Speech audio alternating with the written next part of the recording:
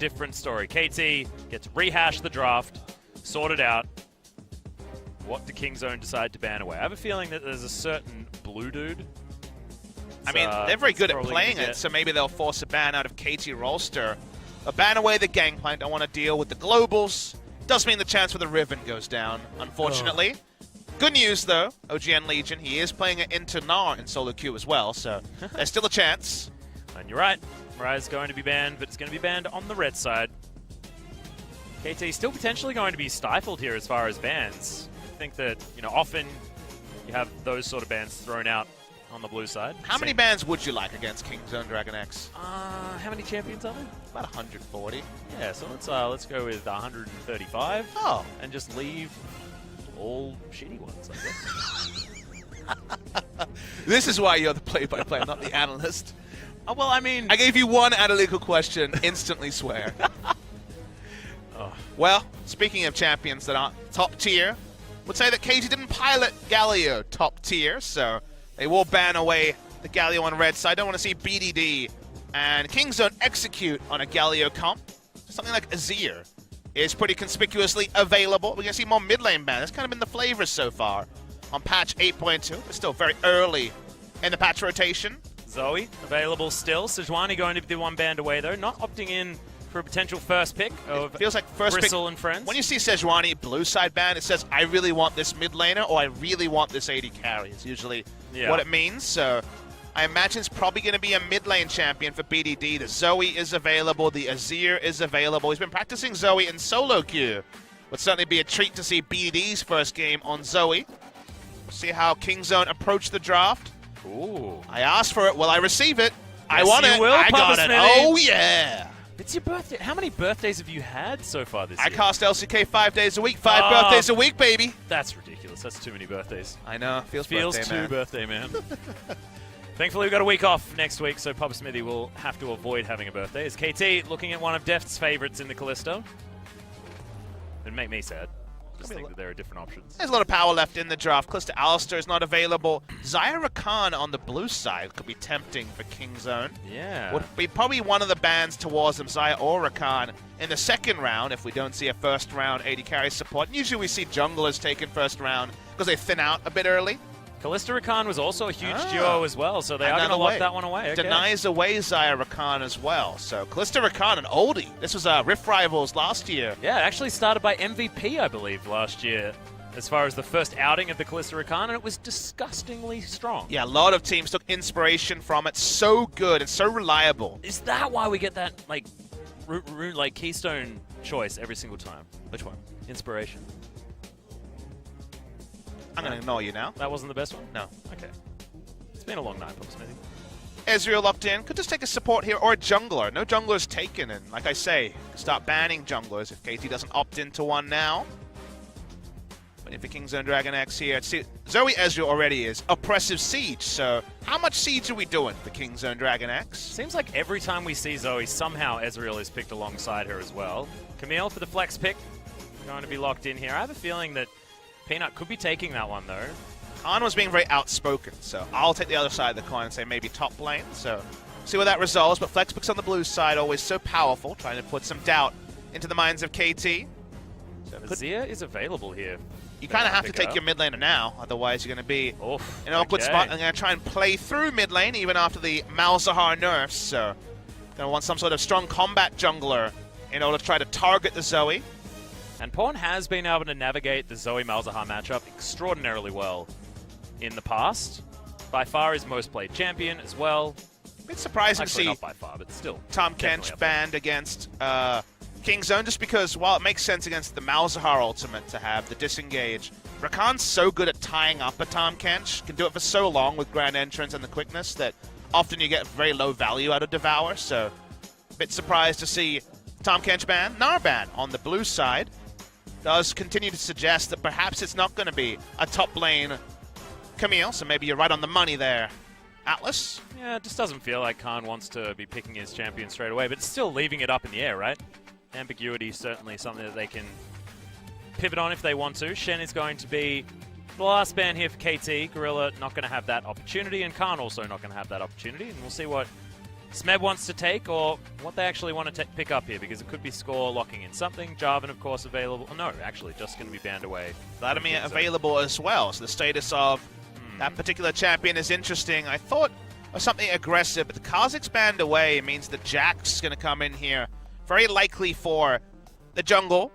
Not as much burst damage to profit off a Malzahar ultimate, so a little bit more safety on BD. I wonder if he will also follow the Crown playbook and go for the Lost Chapter first, then a QSS. Delay the QSS a little bit, because right now the threat in mid lane not looking that strong. In the skirmish, Gorilla with his tried and true Taric having a look at. Interesting that they're not going for anything like a Braum or something like that. Maybe not wanting to go into a ranged matchup. They don't have that much fight starting so far. Only the Hextech Ultimatum, and later in the game, the Trouble Bubble when the AP stacks up. So we've seen definitely the Titanarch work out, and I mentioned fight starting. This would be a way to get them the engage they want. I believe this will be the first time that Peanuts played the Zac so far in the LCK. Definitely a little bit out of character for him, having a series where he might play Sejuani and Zac, and no combat junglers, but they needed engage very desperately, otherwise the Cosmic Radiance was so likely to be a non-factor, as Taric from behind and with low engage is basically a lose-lose. So now KT. What are we going to do here, KT Rolster? Looking like top lane confirmed to be the Camille, so it's going to take a tank matchup, and they just change at the last minute. It's going to be a Cho'Gath here. Very interesting. In Europe, we see a lot of Cho'Gath as a counterpick to the Vladimir, but not a lot of blind Cho'Gath, or at least Cho'Gath in non-Vladimir matchups. Hextech Ultimatum can be turned around very quickly by a more Warmogs. Cho'Gath with an ultimate. So interesting to see the Cho'Gath selected here, and the deletion potential with suppression and AoE silence, and also all the AoE wombo from the Kalista Rakan as well. So much reliable engage here for KT Rolster. Closing out a game with this draft looks pretty possible to close things out. But then you look at the side of Kingzone, they've got more unknowns going on. First visit by BDD onto the Zoe. The Zac needs some time to get into relevance. Feels like only Khan is going to be super comfortable in the early game for a bit of lane presence. KT Rolster's draft is a bit different. It's going to be intriguing to see how these two 5-man lineups come to bear in Game 2. Yeah, I actually just really love what Kingzone have, though, as far as a 4-1 composition, just because so much poke potential out from the 4 members. If you've got the Zoe and the Ezreal hanging out there, and then disengage options. But then you've got the Camille, who's just happy to split push all day, and then can transition into, you know, pretty decent team fighting as well in a 5v5. Yeah, holding down the Camille would delay that inevitability of the 4-1. So we'll see if KT can shore up their early game play. That's what let them down in Game 1 of the series. That's in the most need to correct for Game 2. Yeah, now with the Relic Shield meta being taken away, I feel like the Kalista Rakan could be an opportunity for KT Rolster here. It looks better on paper, but can they change it around on the Rift? Let's find out right now.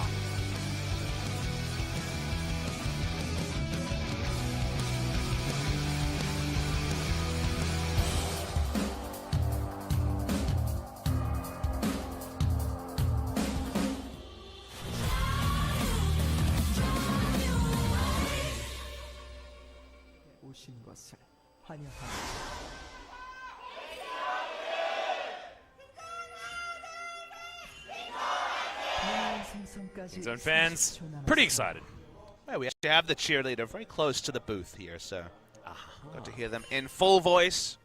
Two super popular teams here. I'd say the second and third most popular teams in Korea. KT has probably the second biggest fan base, very loyal legacy fan base, and Kingzone, of course, have really drummed up the numbers with all their success, and of course the reuniting of 3 out of 5 of the 2016 Rocks Tigers. There's a Peanut fan.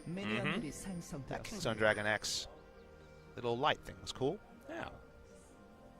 Had a Samsung Galaxy one of those years ago for Samsung Blue, but that's before. And KT Rolster will also hope that Game 1 is something well in the past. They want to start this series anew and look for a 2-0. Saying that maybe that one at the top of the screen next to Kingzone is actually just a bug, because we don't remember what happened in Game 1. None of that momentum wants to follow them now.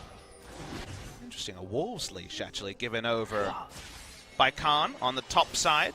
No aggressive information here, so no aggressive wards from either side. Does mean that Zac is more likely to get a free farm phase. His bot lane Yeah, Mana Grand and Def Entrance. just messing up at level 1. You can see Prey just completely pressured, have to go all the way around. May have actually missed out on some experience just with the position that Deft was able to get himself into. So rarely do we see the brush camps very early into the game, but that one worked a treat as Prey and Gorilla went very aggressively into lane. Could have gone the defensive route, but chose not to, and second Grand Entrance of the laning phase. Cute little follow-up there from Mata as well to try and maximize the damage after the Grand Entrance. Deft unable to follow up, but this is a sign of things to come. Could be dangerous. Very interesting to see what the first item rush is for Mata. We've already alluded to it, but we've so far seen Ardent Sensor rush on the Rakan and also the Zeke's Convergence rush. Yeah. Both of those very interesting for different reasons.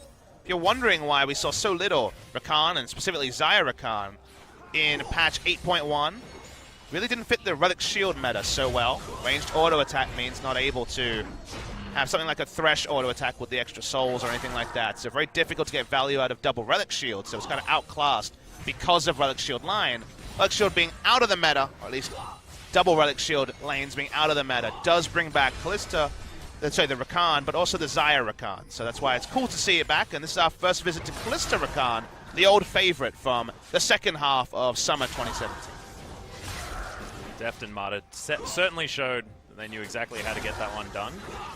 If there's anything that you associate these two players with, it's having engage options. Peanut's level 4 very early. Yeah, in goes Peanut. Smeb flashing immediately. Peanut still has his. There's a lot of options now for Kingzone, and yes, Smeb just has to walk it out. Might take him a while to die. Yeah. But BDD's going to get up here first. There's the smoke. First blood going over to Khan all too easily for Kingzone. Yeah, level 4. It's a super power farm after the Wolves Leash of all things came out from Peanut. I'm sure Smeb was surprised by that. Thought he was shoving out his last wave, then going for a back. Doesn't happen. Right now, Kingzone have a 6-2 first blood win rate, but that's not as impressive a stat when those two games are against KSV in their first series. They got a 100% win rate in general since that series. Yeah, exactly. Looking to go 12-0 in game score in a row. And this would be such a statement as well. The minimum amount of games played for Kingzone with the fastest average game time. They do not like spending time on Summoner's Rift. And the chance of them going 16 in a row, I mean, the opposition they have isn't going to be any of the top teams after they're done with KT Rolster, so very likely they'll end the first round robin 8-1 at minimum, but that perfect game score in a row could extend very far as bot lane. Oh, that was stunning from Deft. Grand Entrance actually to try and turn this around. 2 versus 3. That martial poise. Deft in the right place at every point of that game. Peanut and Zac doesn't necessarily seem like a combination made in heaven, but even on SK Telecom, he had a couple of super impressive performances on, you know, Cinderhulk junglers. Largely the Zac was the best one for him. Sejuani was up and down, but he made some really cool plays on the Zac with gank bot lane after being invaded, kind of surprised the enemy team with his aggression on Zac, because most Zacs we see power farm to at minimum level 5, but usually level 6 before they get involved. So after we saw no early vision from KT, I like the adaptation from Peanut to be super proactive with his ganks, because people don't respect that level 4 Zac can do quite a lot if there's damage in his lane to follow up the CC. Also, all the gank paths is that if he is going to gank, you'll never know. I like that. Quan getting the shove out, though. Not something that we often see. That is really it's just come back with the tell. Not a great sound, is it? Super loud. That was weird audio balance there. Yeah. Maybe we have an audio issue. Can we get a pause, Oh, please? yeah. Pause for the casters. No one ever thinks about the casters. Oh, Gleaming Quill. What an ability. You're so proud that you remember the name of his Q, perhaps the most useless ability in the entire game. It's the only reason why you remember it, because it's probably the most useless ability in the entire game. BDD's showing us he's not going to get any ganks this game because he has QSS Rush. Still doing fine in terms of lane control. The base damages weren't nerfed on the Malzahar, so still shoves pretty much the same as before. Yeah, only really the Q and some cooldown on the Nethergrass that's the problem. It's going to be a relevant late game as well, because it does go down level 16. This time you see that Peanut is spotted on wards. Pretty deep vision put down by Score after the first game. Allowed Smeb to kind of do what he wanted with the lane. Really nice answer with the Rupture there, but Smeb still struggling against Khan. Damage trades certainly in favor of the double Doran's Blade pickup. What a beast. That's how you win lane. We don't need to explain it to Khan. He doesn't need the diagram to win lane. He does it pretty much every time. Yep.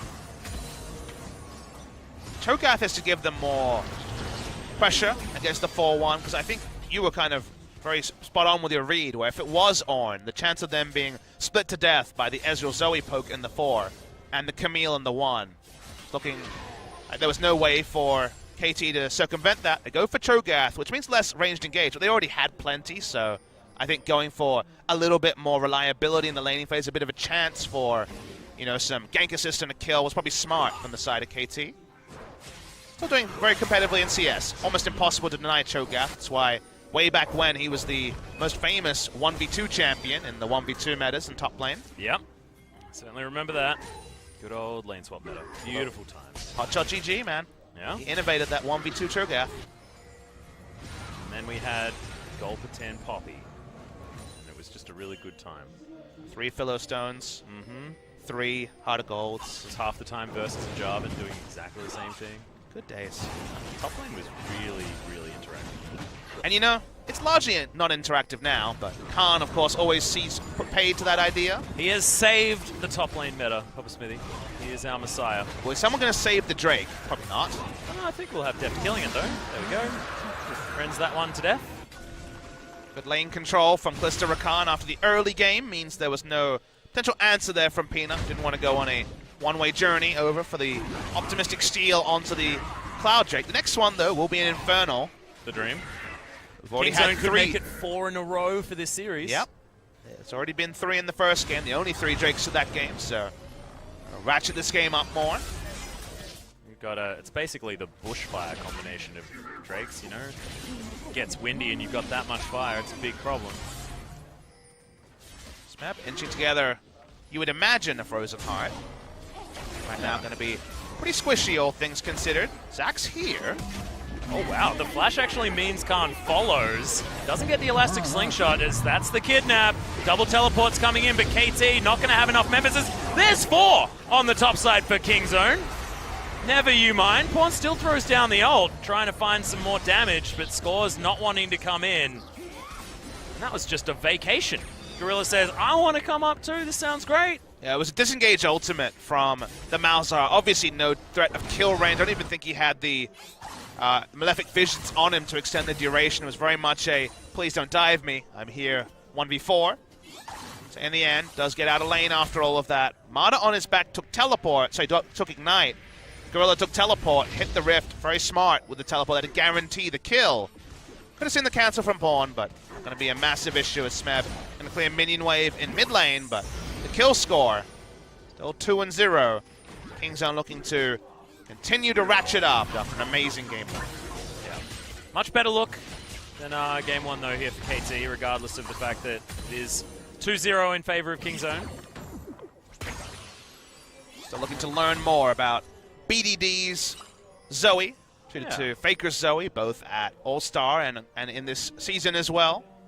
BDD, another exquisitely talented mid laner, so hoping to see some cool stuff. Teamfight Zoe is something I still get very excited about when it's not about just max range paddle stars and max range trouble bubbles. Yeah, I feel like Edge really showed us what to expect from a team fighting Zoe, especially when he was able to utilize pulling out so many different summoner spells. Made my life extraordinarily difficult. Looks brilliant when done properly, and BDD, like you say, certainly has the skill to be able to make that happen. At the moment, though, he's going to get silenced, and Pawn is going to get baited real hard. The flash should come in straight away as Score is going to turn up, but they've been here before. Zhonya's available for BDD, of course, but good timing on the silence. BDD gets out. Oh, the flash! Too late! He already had the W prime. The Empower was there as Peanut trying to get over the side. Kana teleported in. Hook shots there. That was cute from Score, but not quite able to get there. Marta gets in with the quickness. Kidnap comes down and Score survives forever. Oh my god, Ultimatum comes in. Score survives forever, but it's not quite long enough as Pawn had gone down. And KT almost achieved the impossible. Yeah, just an insane passage of play because Tarek was there at the end. They end up going 2 for 1. Outplays upon outplays, but not enough for Pawn to live. BDD could have used his stopwatch. Might have been silenced. I missed that on the tape. We'd have to watch the replay on backing in a very aggressive spot. Marta wasn't able to spare that, and now... Oh, pretty good positioning there from Peanut as Deft has to flash. We're not going to get the Stretch Armstrong to land onto the Callista, but Prey's happy to just stand underneath the turret. They wanted to utilize... Oh my god! Deft with the outplay! No opportunity for Prey as he'd picked up turret aggro, and it does a lot of work at that point. Deft is so low, has to be so careful, but Gorilla isn't going to be able to pick up anything. That's the sort of outplay that can really get wind in your sails. Deft knew exactly the right amount of damage, able to turn around on Prey, who did not use heal. The small little mistakes here, maybe piling up for Kingzone. Game one, so one-sided they might have thought that all the hard work was done. We still have a series on our hands, and KT are still in game two. Yeah. And we know what Deft is capable of when given the Callista, and we know what Marta is capable of when he can play so far forward on Rakan because Deft is there to help him out.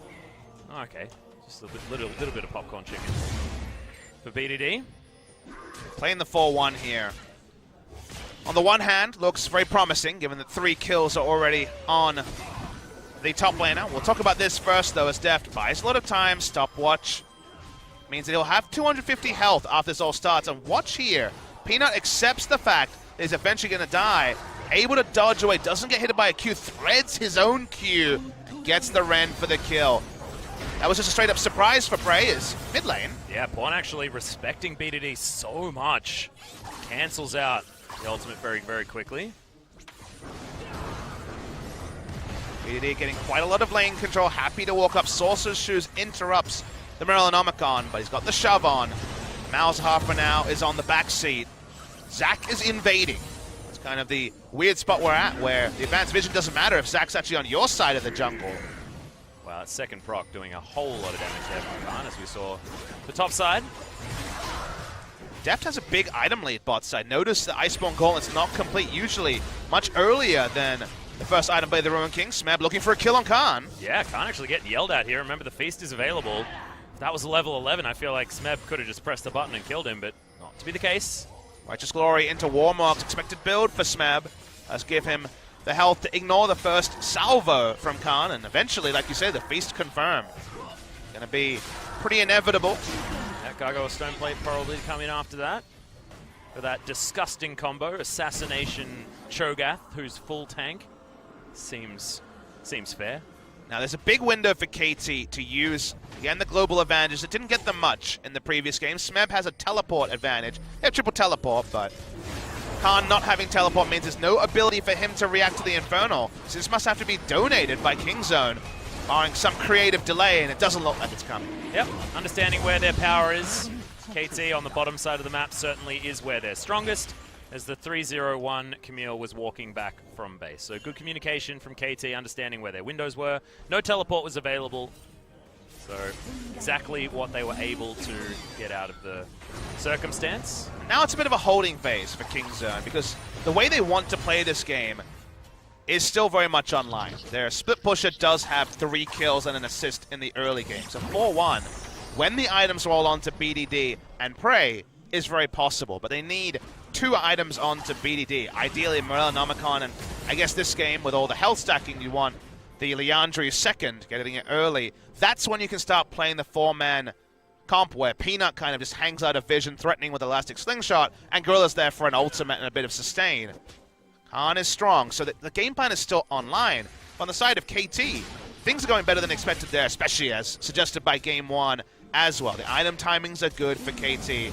Kingzone up behind when it comes to damage because of the QSS and a couple of mistakes around the mid to bot lane.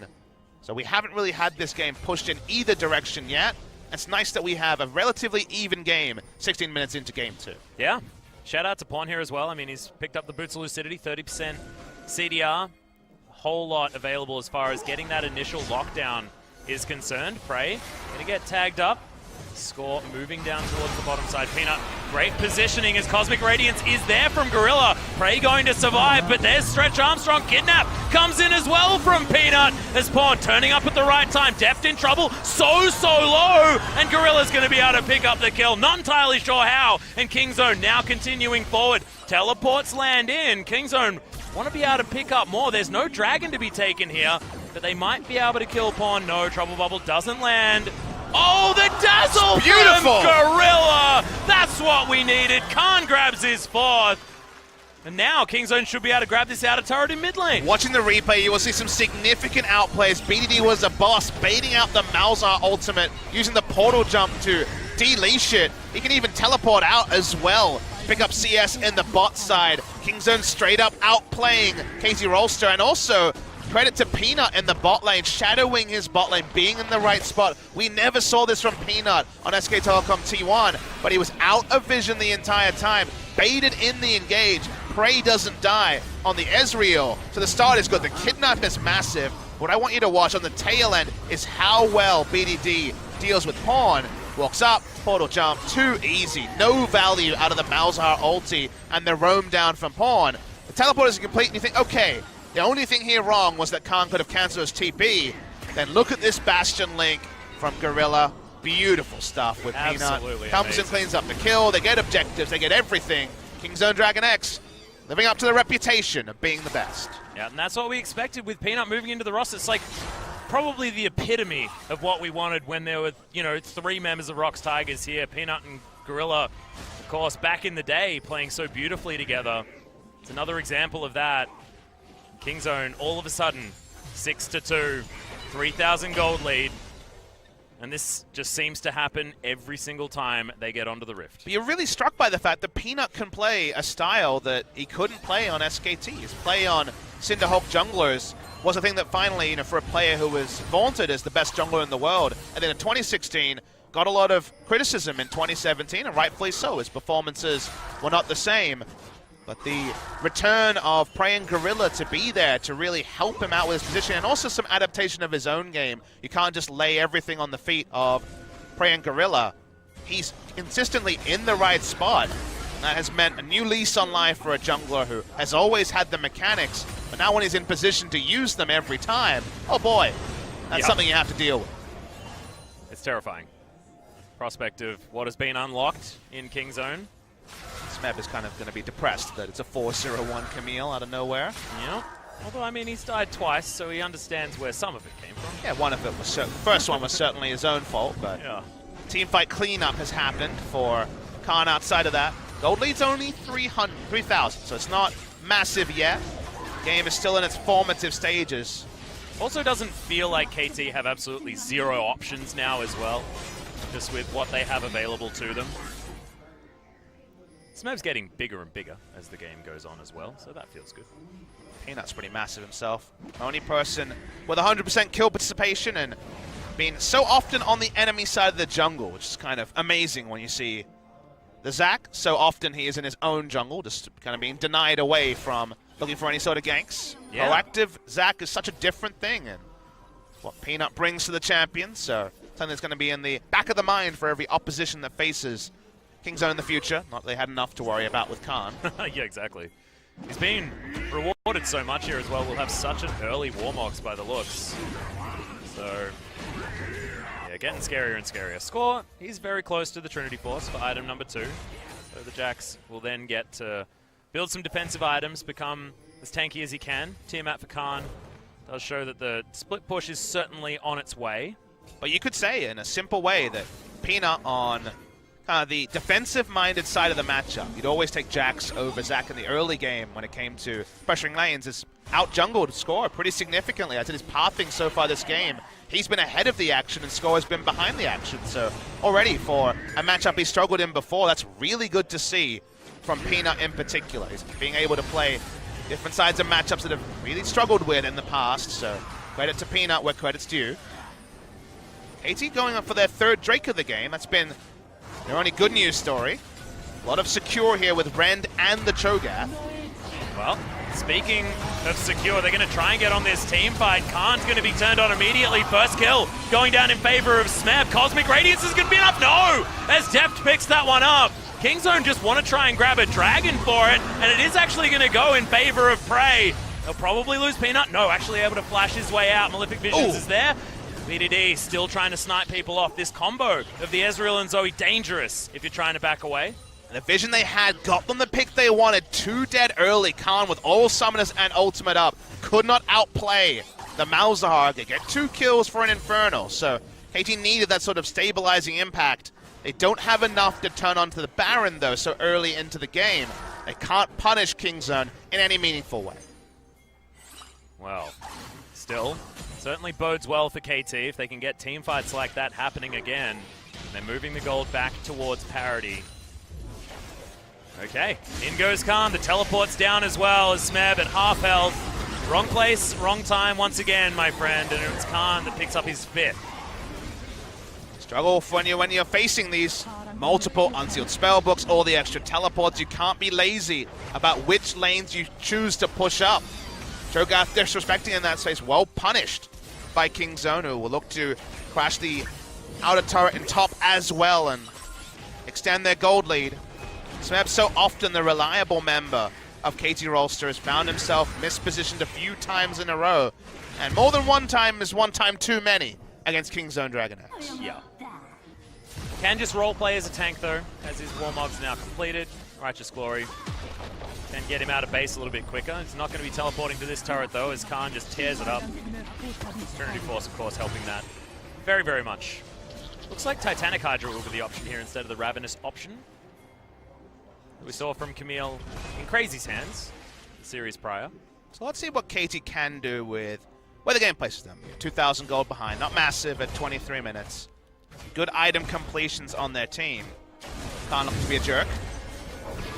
Yeah, well, he's going to ultimatum score. It takes so much damage. The slow comes in, and Peanut, that was a security just saying, I want to continue having 100% kill contribution. And there it goes. I mean, I'm trying to say something nice about KT, and they keep dying, so it becomes very difficult. They could have put down their wards and played around vision to look for a pick in this area, but score dying against summoners means so little against the Hextech ultimatum. Kingdome's going to start the Baron and look for a turn. Well, Mata does get himself a control ward into the pit. They can tank this one for a very, very long time, though. Trouble Bubble doesn't find Mata, who still wants to try and start this fight off. Whoa, Cosmic Radiance is there on top of every member of Kingzone. They're turning on to Smeb, who will probably be the first casualty of this fight. But good positioning from KT, and they'll be able to answer one back. Mata goes golden, as Deft still full health. They have a redemption as well. Kingzone have to back away. You wonder if that was the right decision to turn off there. There's a potential that KT could have finished them off after the Baron was claimed by Kingzone. They didn't feel confident, even though there was no smite on the side of KT Rolster to stay on it. The first call was turned, that was the call that was made, and they end up trading very evenly in a situation where they held all the cards. Yeah. Do like it. Aggressive maneuver from Kingzone, making sure that they're pushing the envelope as much as possible. 3,000 gold, still the lead for them. So despite the fact that that play did look good for KT, they're still falling further and further behind passively as this game moves forward. Khan, a large reason for that, because he's been able to get on top of these turrets and smack them down all too easily. That is the outer ring cracked by Kingzone. Vision now, and any sort of vision bait plays from KT get more and more risky because the minions give away the fact that someone is missing from lane. Getting value out of the Malzahar ultimate, who's in pick build. He's kind of slowed down his build to get a Banshee Veil so that he can camp a brush and not just die to the first Trouble Bubble sent his way. Well, the first 2. Yeah. Handily enough. Pawn not really trusting very much at this stage. It's basically, I need to pull off an ult on command, and very likely to do so with 2 different CC shields. Yeah. Need to buy myself as much time and space as possible. But that's only if you're camping a brush. That's only if you have vision control, because in a long lane, Ezreal's going to Q a million times, and eventually both of them will be knocked off. So it's very much about vision plays. KT playing around vision have great catch. Malzahar ultimate, Cho'Gath silence, feast. It's very simple. But now that they're behind and the map is opened up for Kingzone, the answer to that, of course, is Camille starts pushing an inner turret and then an inhibitor turret. KT have to make the proactive move, and then they're exposed. So yeah, that plan can definitely be corralled away from KT Rolster, but it's kind of all they have going for them. That's what happens when you fall behind in the early game to a strong 4-1 comp. It's only getting stronger as well. Steric's Gauge is actually what Khan decided to go for, so still the Ravenous Hydra Dream is available. To any Ravenous Hydra fans on Camille. do really like Sterix Gage and Trinity Force just in general. We've had conversations about this all the time, Papa, but Base AD feels good. Just feels good. Only way to add damage to your Trinity Force damage, so I understand that. It also means that when he's inevitably pushing with little vision, chances of him being feasted down, even when one person comes to gank him alongside the Cho, is less. Can't mess that up. Yeah, I don't know what he was trying to do there, but he's definitely dead now. Bouncy Castle comes in, decides to throw down the ultimate because it might be back up again once he gets out of the death chamber. Very rare micro mistake by Khan means he's dead for quite a long time. 40 seconds with flash down. KT will take control of Baron, and this is a scenario that seemed impossible. They can now put down control wards and say, what you gonna do, King's Zone? We got the Malzahar patrolling all of the brush. They start to clear around Baron. The map control that looked impossible is looking now possible for the side of KT Rolster. Yeah, exactly what they wanted to do. Score's gonna turn up and save Deft from a potential collapse from King's Zone, but no Baron being looked at. A lot of vision available for King's Zone as well. You can see blue wards are littering the map. Makes you wonder how Khan was so easily collapsed on from every angle. King's Zone get back into the Baron pit. Regain control. Pawn just waiting in a brush. Not sure what he's waiting for. No teleport wards, so no chance of a Cho'Gath with the right score against the back. Let's watch what happened here. So he, of course, sees the Callisto at this point, flashes over, and then just messes up the hookshot from what we can see. Goes straight over the wall and dies. So that was very bizarre. Yeah. Sterix Gage not going to save you there. Because it's Khan, you, again, seem very surprised that that could happen, but we witnessed it. Yeah, it's like he hookshotted way too early, and it's almost like he double-tapped hookshot, right? Yeah. It looked like he went over the wall when obviously only intended to boost off of the wall. Yeah. But, you know, when you're being chased by a Fate's Call and the Rakan coming in, you can, of course, double tap, and that can happen, so... Still would have been extremely hard for him to make it out. Most likely dead anyway, but still the interaction was a peculiar one. That does mean that King's Zone being bossed around. BDD is forced into the side lane to pick up minions. 1-3-1 rather than the 4-1 they would prefer to be doing. Khan gonna leash the Ocean Drake. Even them out as well, so... Ocean, not exactly the King's Zone special. We've got, like we said earlier, the bushfire versus what could be just boiling water. Khan's not actually going to take that one down. Would have also forced the Elder Dragon to spawn very, very early, given the next Drake would have been spawning around 35-20 in a win condition for either team, but going to be delayed for now. Both teams can influence whether there's a massive win condition like Elder Dragon on the Rift by actually visiting the low priority Ocean. Hookshot being a bit weird for Khan today. Take a step back and appreciate that the items are very close because the gold lead is not there, certainly in any way, compared to Game 1. 3 items on to Deft, who also has the Lord Dominic's regard to start busting through someone like Pina. The poke also going to register. Void Staff now complete for Zoe. Getting their flanks control warded, actually pulling off Zoe 4-1 gameplay is what they want to do, and KT not interested in that, having Malzahar in a side lane and trying to draw King's Zone into a 1-3-1. I have a feeling that the audio issue may have come back again. We saw an adjustment of a headset, so that seems likely. Wait for Joel to confirm. He needs to hop on Discord, guys. He might have an audio issue as well. Who knows? Confirmed. No, more audio Thank you very issues. much, Joel. We were really hoping these would be fixed, but sadly, KT Rolster here. Sounds like Smeb, who was, of course, having the issue before, was trying to play through it, but it's flaring up more, so it's going to have to be a headset replacement. That might add a couple of minutes to this pause. Yeah, just going to exchange it over. But I'm glad that it sort of got paused at this stage. You know, it's not in the middle of a team fight or anything crazy like that, and there is still a lot to talk about as far as the state of the game at this point that we are at, because we're well and truly past the mid-game, getting to a point where KT can actually start orchestrating some of these fights. And it's a very different 1-3-1 scenario than we're usually used to, because you think about the mid lane matchup, Malzahar versus Zoe, and you think, well, both these champions kind of want to get blue buff and stick in mid lane, right? They want a short lane. Neither of them are Ryze when it comes to side lane, not even Azir when it comes to mobility and side lanes. Think about what Malzahar bought this game. He went for a Banshee Veil second. In addition to his passive, this is about the safest side lane Malzahar you're going to see. And the question is why? well, they can actually play 1-3-1 and force Kingzone to abandon the 4-1 if they get decent vision control, where Malzahar will be relatively safe with 2 different shields to not be picked off in a long lane trying to push over a minion wave. Then Zoe has to respond and isn't there with 3 items to rain down hell with Trouble Bubbles, Blue Buff, and try to paddle star people to death. That delays the game, allows them to reset a little bit. Already they're very strong around the Kalista, so 1-3-1 for now. This delay from KT Rolster is definitely much preferential to the 4-1 that is still set up with the Fed Camille to be pulled off by Kingzone. Yeah, I like how it's compounded as well. I mean, you mentioned the double shields, but he's also then got the Ghost and Flash, and you press Ghost and run in the wrong direction, those shields are going to be eaten up, and then you're going to be, you know, beyond the hill on the horizon at that point. Checking out Deft and the bottom lane of Kingzone here as well. Gorilla just wanting to get back into it, start things off. This is by no means anything like game number 1. KT looking far more competitive, and especially when you've got Deft on Kalista and Mata on a playmaker like the Rakan, you can see he's got a smile on his face as well. This guy is ready to start some fights. It's why we noted at the end of game 1, Smeb was smiling. He's the shot caller. Yeah. They obviously got completely obliterated, so why are they smiling? You know, some people at home are probably saying, like, are they even taking it serious? There's a very different phenomena when you're smiling after game 1 in a best of 3 than if you're smiling after losing 2-0, right? If you're losing 2-0, if you got slammed 2 games in a row like they did in game 1, and then the players are smiling, then it's like, why are they taking this seriously?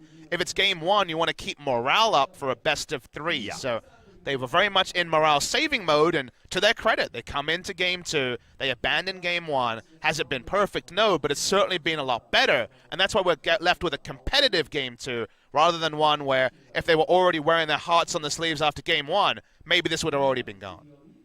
Well, shout-outs to Peanut as far as continuing the momentum that Kingzone had in game number 1 forward, because the Zac play has been extraordinary. 100% kill contribution for the first 25 minutes of the game, showing that proactivity on Zac is not something that you wish and hope for but will never get. It's something that's possible. I see a new headset for Smeb. Yeah, it looks fancy as well. It is really fancy. It's got lights up on the side. Can't have an audio issue now. Nope. It's impossible. What does it say on the side? I can't read it. Not giving me any free product placement. Shouldn't Sorry be about that. It, should I? But I'm starting to hear game sound, so here we are, back in. Smeb is okay with his fancy glowing yellow headset. We try and make sense of where the game is at. I mentioned already that the Ocean would force an Elder, but for now, no one's starting it. Zoe having to patrol side lanes, trying to answer the minions pushed forward by Pawn. Game in a very delicate spot, where it feels like the next big engagement, the Baron buff, whatever, will fast decide the game, and Khan in that awkward spot he kind of always was in last season, of pushing without much vision. Already been collapsed on once, still only now getting his flash up. I believe his flash is up. I guess that could be a visual bug. But everyone having like massive item spikes here as well, Papa, because we've got the Gargoyle Stone Plate completed on Smeb, Lord Dominic's Regard done for Def, as well as the QSS. He's in a great position to get these fights moving forward. We're a Void Staff away from KT really wanting to get these ones moving. And for now, there is 2 QSSs on the side of Kingzone, BDD and Prey. Khan doesn't want to be involved in true 5v5, doesn't want to have to face check for vision, wants to be in the side lane, so doesn't feel like he needs the QSS. We'll obviously need a lot of communication as to the movements of Malzahar, but what did we say? Malzahar's build and also playstyle from Pawn has been, I'm going to 1-3-1, stop the 4-1 from being as reliable, and try to get the minion waves pushing to never allow multiple minion waves to actually crash down onto KT Rolster. Yeah. Well, pings onto the Baron. Vision, of course, still available for Kingzone, and KT would like to get Kingzone to a point where they can be held accountable. At the moment, there's not a whole lot of pressure on Kingzone to do anything at all. Just going to continue trying to get this push working. 3 control wards picked up by Khan, and that is it. So what they need to do to actually pull off the vision they want is to have Zoe push out top, invade with Taric and the Zac to get the forward vision onto the enemy red. Then you can consider starting the Baron. But because Malzahar keeps pushing up the top side, they've never actually had the space afforded by the minions to try to collapse and have Zoe poke with a trouble bubble to get the vision they need, and that's why the game continues to stall out. So around 32 minutes 30, they're not able to push up the vision they need to actually force an objective they feel superpowered to do. One trouble bubble onto Jax. Yeah, fair bit of damage on the score. Yeah. It's Prey. He's going to take a bit back. Grand Entrance comes in, but Prey, is he going to survive? The ultimate comes in, but Cosmic Radiance is there. We need to pull out the stick, Steph, but he's not in range to find the Rent. Good God, that damage from BDD. As Marta wants to stay in the redemption, he does so. Paddlestar not going to get there, and I'm not sure how no one has died just yet. Prey and Marta were the focuses, but just didn't quite find the kill. Prey able to lifesteal up. He's going to be sustained up by the tier turret, the melee range Soraka, as Wraith called it. He still has his heal up as well. That's comical. Yeah, Stretching Strike actually catches Depth, though, flashes out of the way. Gonna get stunned, and Pawn wants to get in front of him, but no, just a casual kidnap from Peanuts. Gonna lock down the kill on the Callista. That could be a cataclysmic mistake from KT. That means that King's are going to try and turn onto the Baron. A couple of free flashes for BD to look flashy himself. Marta's still alive. So is Score. Score is not going to recall. He has to be around the area. The Baron is started. Paddlestar from BDD could actually kill Score here if he's able to utilize the flash to create the distance, but BDD's going to fly forward. Does get the flash down, and in goes Peanut. Pawn tries to stop him from getting over the top. Health bars are getting low, but Score, he's going to be the first one to die. There's just too many members of Kingzone here as Pawn limps away from the fight. Prey's going to pick that one up. All too easy is the chase down with this composition. Just disgusting, and Kingzone once again, all form, all class, and they'll take the Baron. And you saw why Katie wanted to prevent a scenario where they could 4-1, because this is what the 4-1 looks like. It's actually a 5v5, but it's very similar in construction. Able to turn off Baron with ease when Trouble Bubbles and Zax can pop over the wall. They get the first kill onto Deft. No way for Katie to fight back from that. They pull off the Baron exquisitely well. No Baron's being stolen from Kingzone DragonX. Just that may be amazing stuff. The thing that will really ice out this game, because now it's Baron buff with the Trouble Bubbles raining in at full damage. We're watching the replay. Pawn has to cancel his ultimate because he knows there's nothing he can do. They turn on to Score. He's the first to die. They're not going to rush down a Baron in the face of a Smite and also a Feast. So from here, dancing around the fight, cleaning it up, turning onto the Baron. Beautiful stuff from Kingzone DragonX. Now, you got a Void Staff on BDD. He's feeling brilliant. Pawn pretty close to getting his too, but the 4-2-1 Callista. Deft was going to be holding this team up. I feel that it's all on his shoulders. Well, now all falling back down again. And now the math is simple. 4 in the mid, 1 in the bot lane. KT have to. Gold lead too, yep, KT have to Rambo, but there's Trouble Bubble. Pawn's going to stop for a little bit.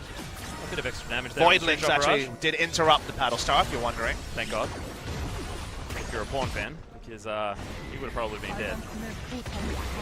No counterplay to this from Kingzone. Nothing that KT can do. Short of giving up their inhibitor. Anything else would accelerate their own demise. So Kingzone will back away, continue to poke around. Oh boy. Yeah, now we're getting into the fun stuff. Papa. Someone's having fun. Yeah, and his name's BDD. Paddle Stars, he can just throw them out as much as he wants. All the cooldown reduction, all the options. Finding the bubbles, but it just doesn't matter. If he's creating enough space, then all is fine. Actually has to use his flash to get out of the way of that rupture, but that's just going to mean the end of Smeb, who's actually really tanky with a Gargoyle Stoneplate. Ultimatum flies forward, but Score is still going to die. And that's 3 swift kills. Deft trying to run away, not going to be enough.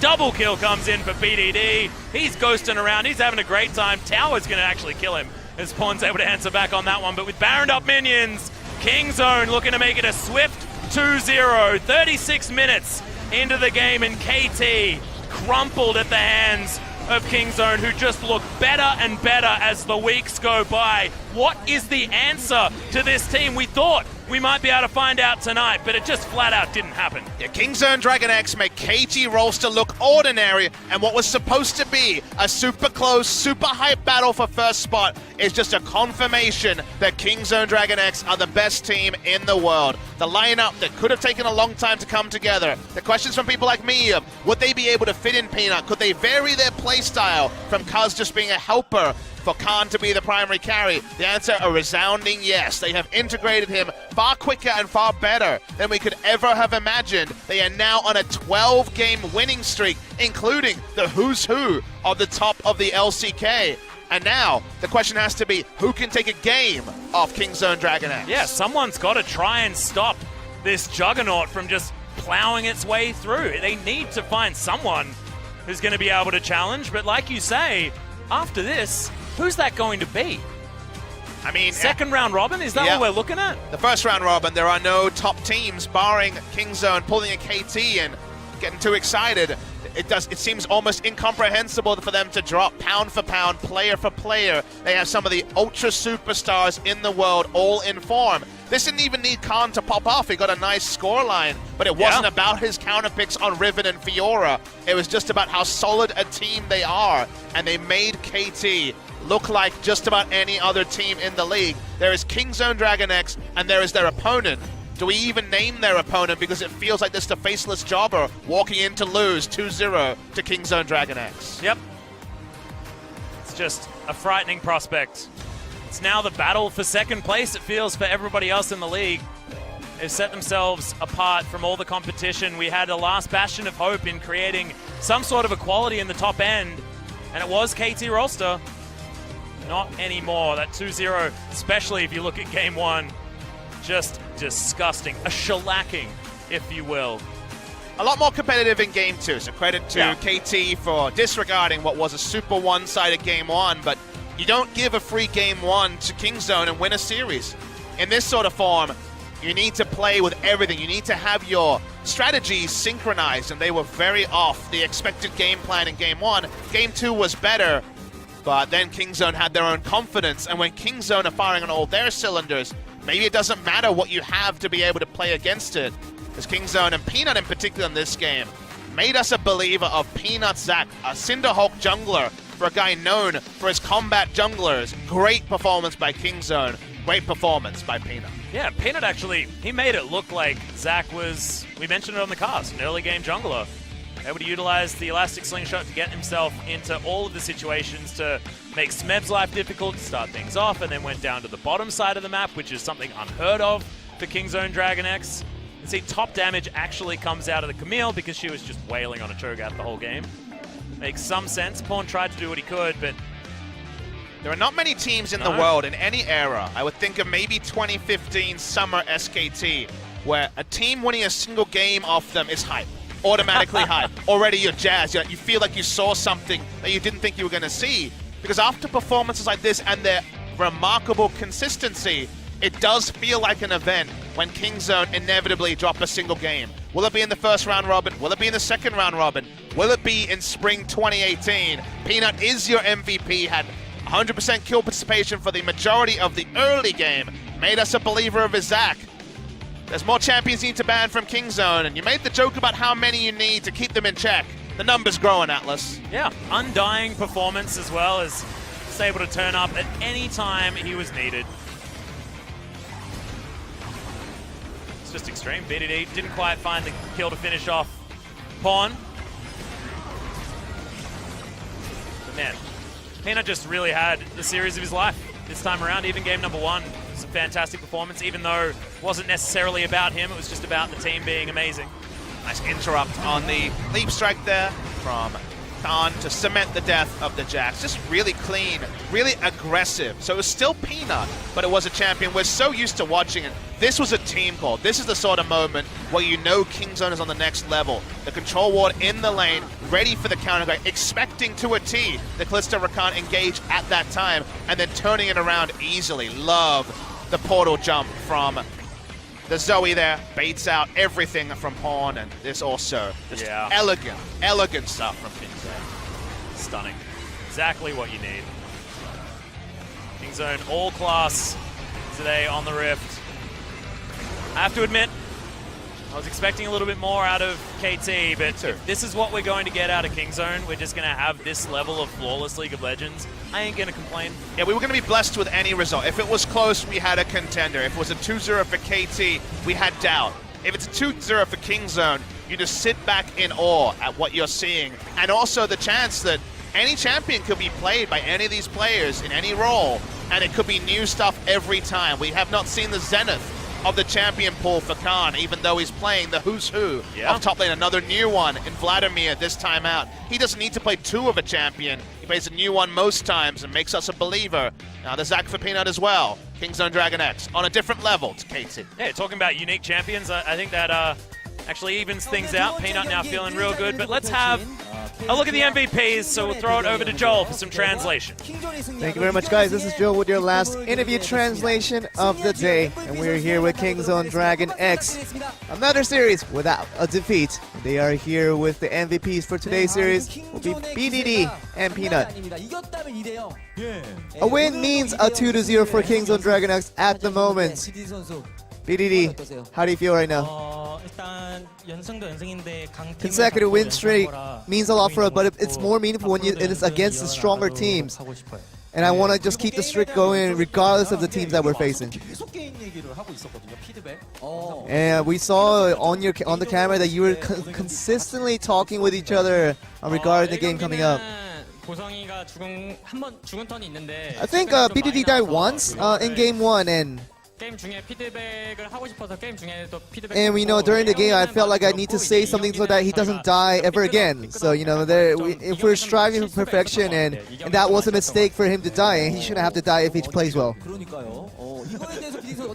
How do you feel about that comment, BDD? I did play cowardly at one moment of the game, which that led to my mistake, and I think I don't really have anything to argue against him. You did get MVP with the Talia in game 1, and we thought that the KDA was kind of was ruined a little bit by having that one death. And did you ever feel that your Talia is different from every other mid laner right now who can play that same champion?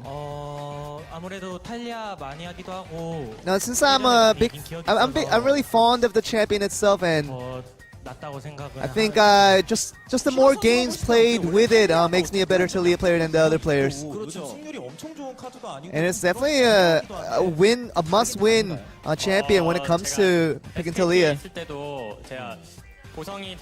Even when I was in SKT and I told my teammates that when BDD picks Talia, it's most likely gonna be a very difficult game, and that trend is continuing even in 2018.